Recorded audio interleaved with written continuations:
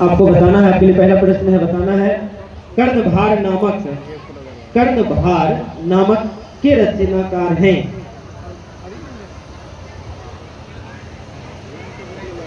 ये हिंदी का प्रश्न होगा, बताना है कर्णभार नामक के रचनाकार कौन है।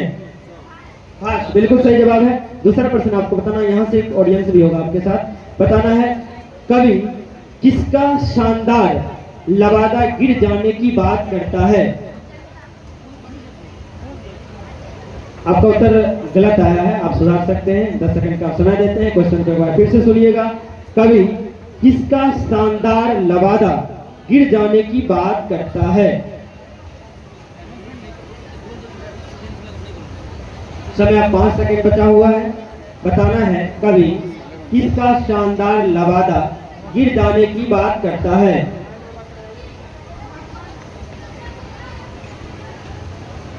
इससे पहले आपने उत्तर दिया था, इससे पहले क्या दिया उत्तर?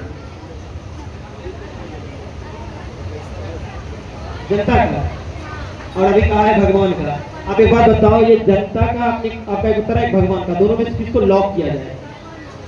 भगवान का, थोड़ा जोर से बोलो, लॉक करते भगवान का। बिल्कुल सही उत्तर है। तीसरा प्रश्न आपको बताना है, अंतरराष्ट्रीय व्यापार संबंधी नियमों को निर्धारित करने वाली संस्था कौन है।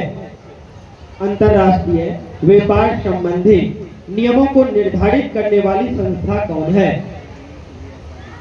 यहाँ ऑडियंस जवाब आपका बचा हुआ है।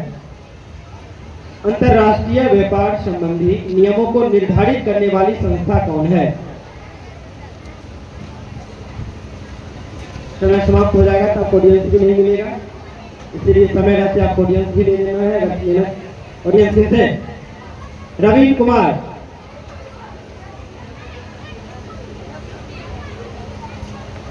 क्वेश्चन है अंतरराष्ट्रीय व्यापार संबंधी नियमों को निर्धारित करने वाले संस्था कौन है।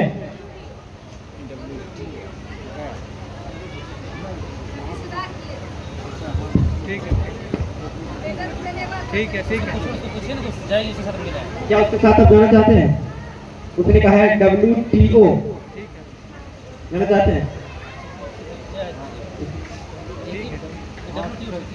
बिल्कुल सही जवाब है। आपने ऑडियंस की तरफ से 3 प्रश्न का जवाब दे पाए। चौथा प्रश्न आपको बताना है, बिहार का सबसे बड़ा नगर कौन है। बिहार का सबसे बड़ा नगर कौन है। आप ऑडियंस भी गवा चुके हैं और हम बिहार वासी हैं, तो हमें पता होना चाहिए कि बिहार का सबसे बड़ा नगर कौन है। कौन सा प्रश्न है? याददाश्त पर थोड़ा जोर दीजिए, बहुत आसान प्रश्न है। यहाँ से जब आप नीचे जाएंगे तो आपको अफसोस होगा, इतने आसान से प्रश्न पर मैंने क्विज को समाप्त कर दिया। जोर से बोलिए। बिल्कुल सही जवाब है पटना।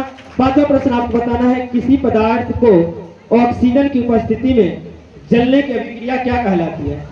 दहन, बिल्कुल सही जवाब है। 6वां प्रश्न आपको बताना है, तारापुर नाभिकीय रिएक्टर कहाँ स्थित है। तारापुर, हाँ, तारापुर नाभिकीय रिएक्टर कहाँ स्थित है। बोलिएगा, कहाँ है?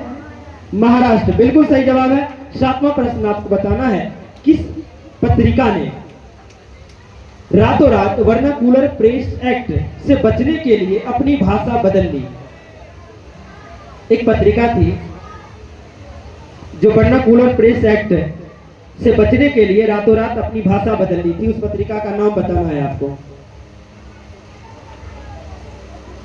सामने देखना है, इधर नहीं देखना है।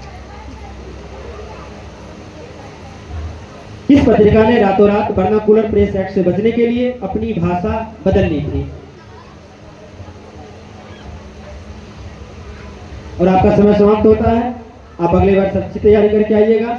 आप आसान से प्रश्न पर आउट हो गए, गलत हो गया।